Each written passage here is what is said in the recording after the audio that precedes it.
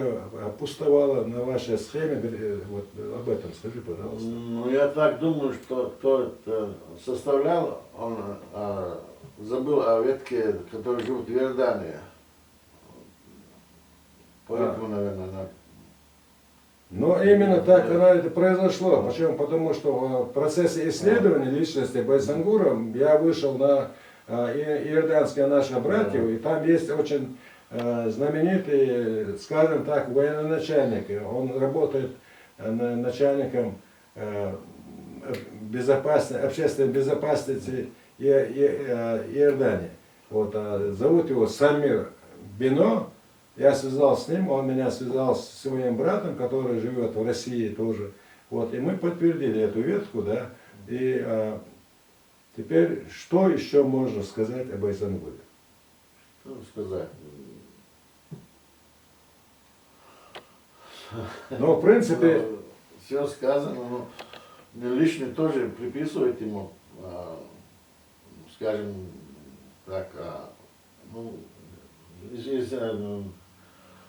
чтобы его возвысить, то, что не было, приписывать тоже не надо, я так думаю. Люди же не верят. То, что есть, в действительности. Ну, я понял тебя. То, что возвеличивать, ты правильно сказал, не стоит. А то, что есть, надо говорить и помнить, я так понял.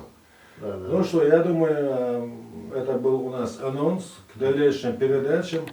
Я очень благодарен Хасану Бакаеву за его передачи.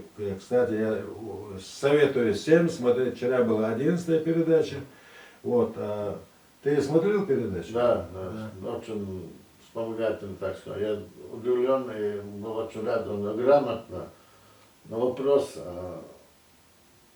как он относится к Шемру, он вообще хорошо ответил, как относились мои предки. Вот у нас в семье никогда, я насколько помню, никогда плохого о Шемре не говорили.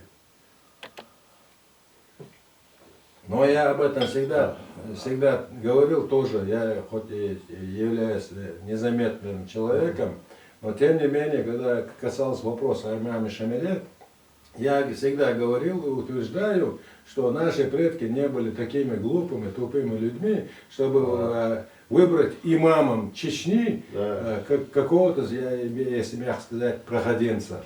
Как его представляют здесь некоторые, то называют его Шамуилом,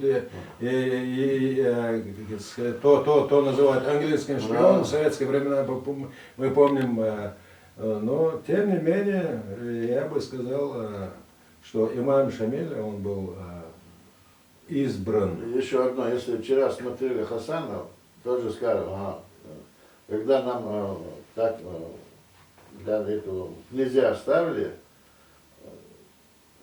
сейчас лезмо цел давах шелот, 25 лет же, что не могли чеченцы выдворить Шамиля, если не нравилось. Ну, конечно, там плюсы, минусы, естественно, он тоже человек. Ну, естественно, я хочу еще к концу передачи сказать, что действительно наши предки не были такими дураками, я еще раз хочу подтвердить, чтобы не определить, откуда появился имам Шамиль, кто его предки. В принципе, о родословии это было не так и сложно и тогда узнать, хотя не было интернета. Ну, Иса, я тебе очень благодарен. Вот, пожалуйста, мы говорили о Байсангуре. Хочу еще раз заметить, что я думаю, что никаких сомнений не будет, что это не вымышленный персонаж. Он является национальным героем не только чеченского народа, но я бы сказал, и всего могила Байсангура, есть могила его сына Биноя. Посмотреть, если он вымышленный.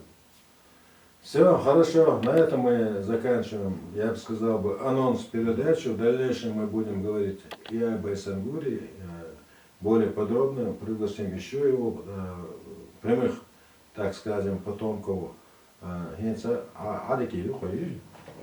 Всем все, спасибо. Адиквер, что